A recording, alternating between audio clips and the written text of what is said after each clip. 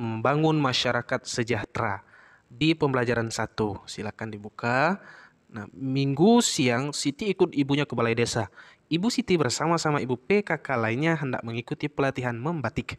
Pelatihan membatik diprogramkan oleh pemerintah desa tempat tinggal Siti. Pelatihan diadakan dengan tujuan untuk meningkatkan kesejahteraan masyarakat desa. Pelatihan membatik ini membuka peluang besar dalam menciptakan lapangan pekerjaan sehingga ada hak masyarakat sebagai warga negara yang dapat terpenuhi. Hak yang dapat terpenuhi itu yaitu hak atas pekerjaan dan penghidupan yang layak bagi kemanusiaan. Nah, di sini teks ini sudah menyinggung tentang hak. Kalau di pertemuan sebelumnya di tema 1 kita sudah belajar tentang kewajiban, kewajiban di rumah, kewajiban di sekolah, kewajiban di lingkungan masyarakat. Sekarang kita berbicara tentang hak. Nah, apa itu hak? Ada yang tahu? Oke, hak adalah sesuatu yang mutlak, yang harus terpenuhi oleh seseorang. Misalnya kalau kita sebagai seorang siswa, haknya apa? Mendapatkan pembelajaran. Hak kita sebagai seorang anak di rumah apa? Mendapatkan kasih sayang. Itu mutlak, harus. Mendapatkan fasilitas pakaian, fasilitas handphone, fasilitas mendapatkan makanan, kebutuhan makanan terpenuhi ya. Itu namanya hak mutlak, harus. Mau tidak mau harus terpenuhi. Kalau biasanya hak itu beriring dengan kewajiban. Kalau kita sudah melaksanakan kewajiban, maka kita mendapatkan hak. Oke, lanjut. Gambarnya sesuai dengan teks ya, sedang membatik para ibu-ibu. Melalui pelatihan membatik, ibu-ibu PKK di tempat tinggal Siti telah mendapatkan haknya sebagai warga negara Indonesia, baik hak mendapatkan pendidikan, mendapatkan pekerjaan, maupun penghidupan yang layak. Apakah sebenarnya hak itu? Tadi sudah Pak jelaskan sedikit-sedikit.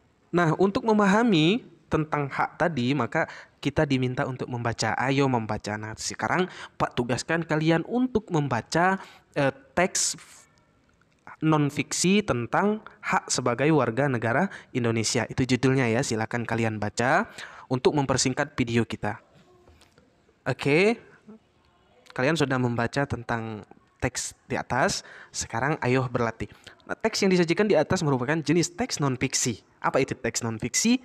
Yaitu teks atau tulisan atau sebuah paragraf yang dibuat berdasarkan fakta. Apa itu fakta? Fakta itu kejadian yang betul-betul terjadi, bukan cerita berdasarkan cerita hayalan, namanya fiksi.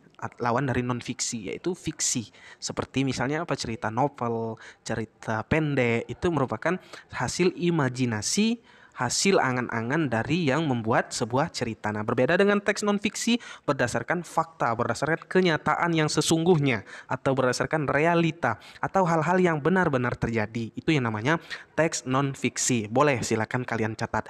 Teks non-fiksi yaitu teks atau tulisan yang dibuat berdasarkan fakta, realita, atau hal-hal yang benar-benar terjadi. Teks non-fiksi tersebut terdiri atas 5 paragraf. Ya, yang kamu baca tadi ada 5 paragraf. Yang setiap paragrafnya terdapat gagasan utama. Ingat, di dalam sebuah paragraf ada yang namanya gagasan utama, ada yang namanya kalimat utama, ada yang namanya kalimat pendukung, ya, atau kalimat penjelas. Nah, gagasan utama itu apa? Gagasan utama adalah suatu gagasan atau ide yang sedang dibicarakan atau dibahas dalam sebuah paragraf. Ya, gagasan utama, gagasan itu ide utama, ide pokok, ya. Setiap paragraf memiliki ide pokok, sama ide gagasan utama itu dengan ide pokok. Nah, gagasan utama disebut juga dengan gagasan pokok, pikiran utama, pokok pembicaraan, atau pokok pikiran, atau juga ide pokok, ya. Nah, yang pokok artinya yang utama.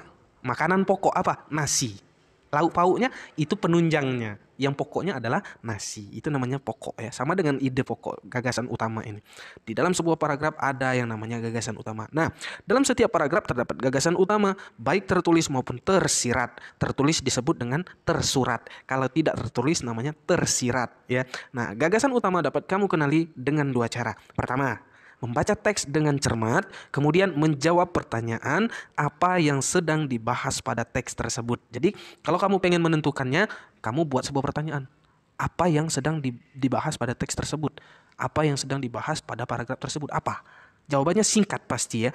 Apa? Singkat jawabannya. Kedua, menemukan kalimat utama pada setiap paragraf.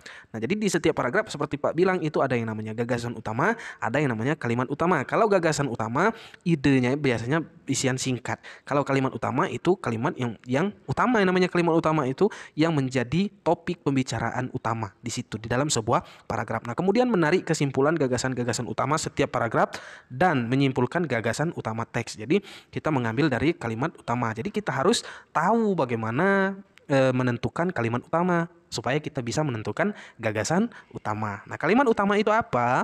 Kalimat yang bersifat umum dan mengandung gagasan utama. Biasanya kalimat utama itu biasanya ya berada di awal kalimat yang namanya utama, tapi tidak menutup kemungkinan ada di akhir kalimat yang namanya kalimat utama. Nah, kemudian bacalah kembali dengan cermat teks non-fiksi yang telah disajikan di depan, kemudian tentukan kalimat utama dan gagasan utama masing-masing paragraf. Sampaikan secara lisan di depan teman-teman kalimat utama dan gagasan utama tersebut.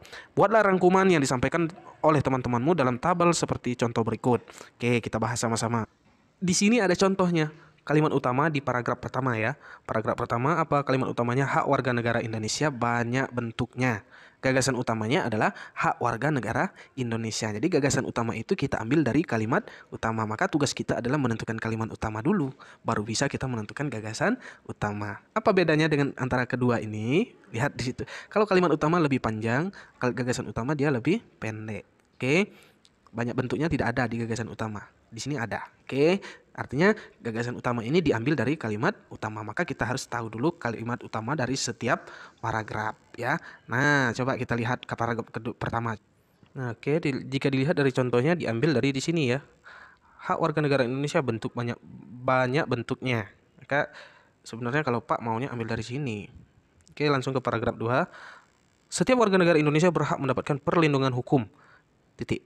Hak ini dapat diperoleh warga negara Indonesia salah satunya dalam bentuk perlindungan hukum saat menjadi saksi dalam perkara hukum. Perlindungan hukum juga bisa diberikan atas hak kekayaan intelektual seseorang seperti hak cipta. Sebagai contoh, hak cipta dalam penerbitan buku. Biasanya yang diberikan hak cipta atas isi buku adalah penulis atau penerbit. Nah, katanya tadi untuk menentukan gagasan utamanya menggunakan pertanyaan apa yang dibahas di dalam sebuah paragraf. Apa kira-kira yang dibahas dalam paragraf ini? Membahas tentang masalah perlindungan hukum. Ya, kalimat utama dari sini dari awal, setiap warga negara Indonesia berhak mendapatkan perlindungan hukum. Kenapa di awal? Karena yang di kalimat setelahnya ini menjelaskan tentang perlindungan hukum. Hak ini diperoleh warga Indonesia salah satunya dalam bentuk perlindungan hukum saat menjadi, ini kan contoh.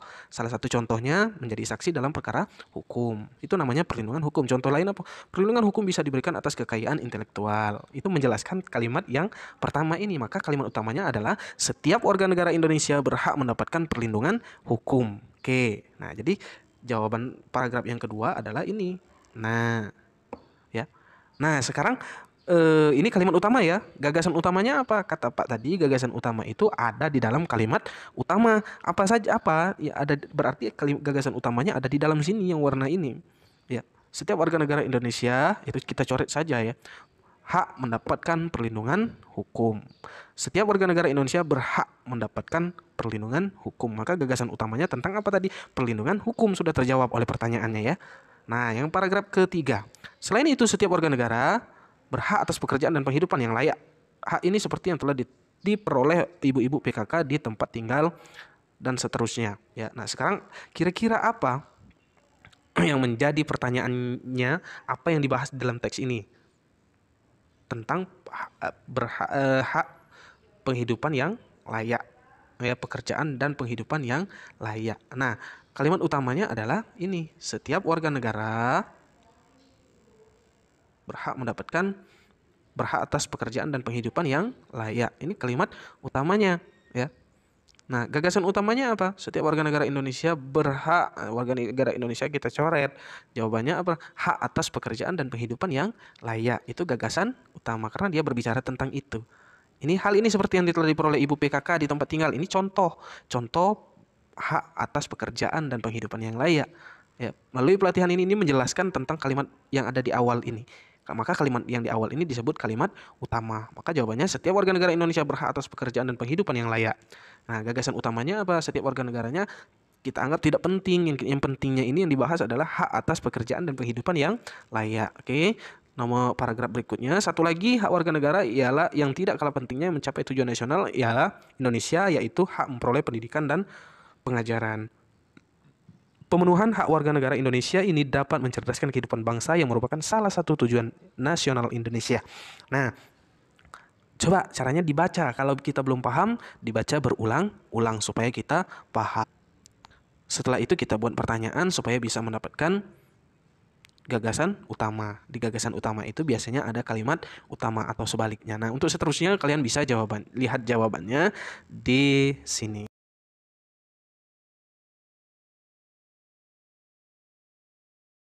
Nah, negara Indonesia merupakan negara hukum, maka masalah hak dan kewajiban warga negara pun diatur di dalam Undang-Undang Dasar Negara Republik Indonesia tahun 1945.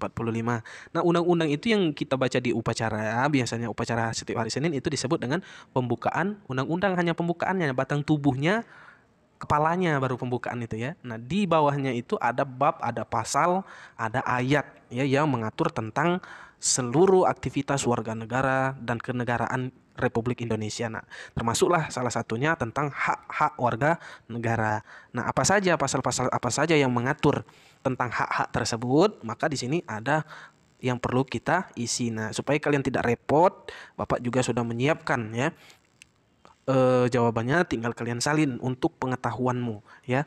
Mendapatkan perlindungan hukum ada di dalam mana? Pasal 27 ayat 1. Mendapatkan pekerjaan dan penghidupan yang layak ada di pasal berapa? Silakan kalian lihat jawabannya ya.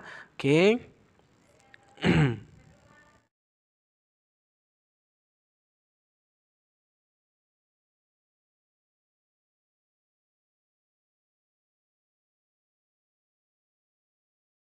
Lanjut, ini informasi silakan kalian baca ya. Ibu-ibu PKK di tempat tinggal Siti sudah mahir membatik dan seterusnya. Oke. Kemudian ada yang disebut UNESCO.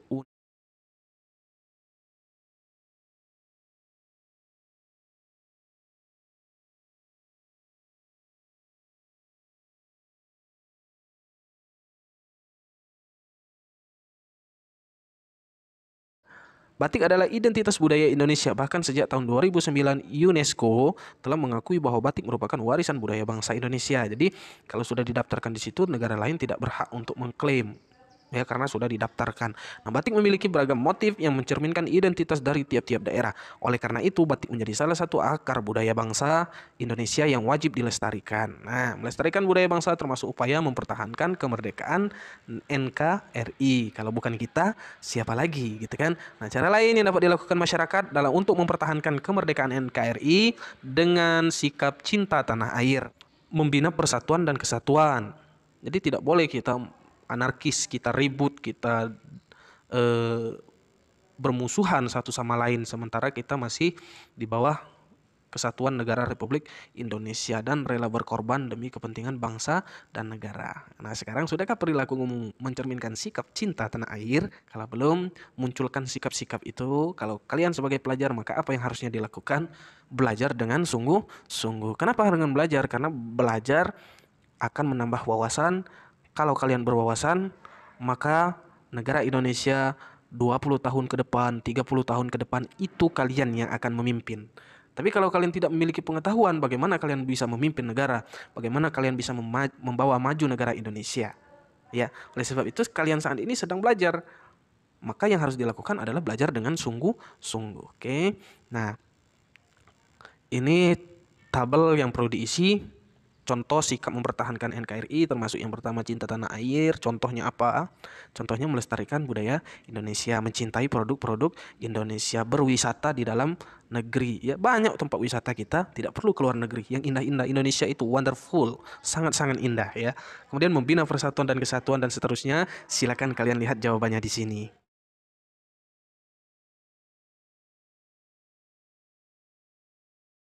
Oke. Nah, itu saja untuk pembelajaran kita hari ini. Ini tentang perilaku yang mempertahankan, oke, mencerminkan sikap mempertahankan. Ini sikap ya, sikap perilaku itu yang menggambarkan, mencerminkan, mempertahankan kemerdekaan Indonesia. Oke. Nah,